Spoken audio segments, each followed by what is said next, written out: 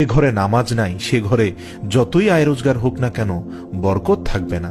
রাসূল পাক সাল্লাল্লাহু আলাইহি ওয়াসাল্লাম বলেছেন, ফজরের নামাজ মানুষের আয় উপার্জনের বরকত দান করে। অন্য আরেকটি হাদিসে আছে 5 ওয়াক্ত নামাজের 5টি ফজিলত। 1, ফজরের নামাজ না পড়লে চেহারার উজ্জ্বলতা নষ্ট হয়ে যাবে।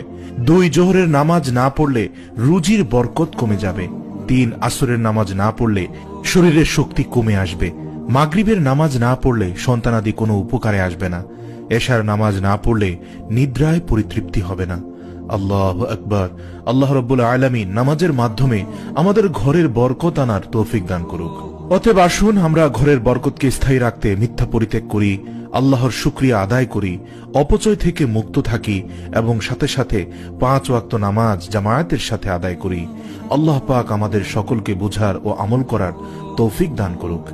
আমিন।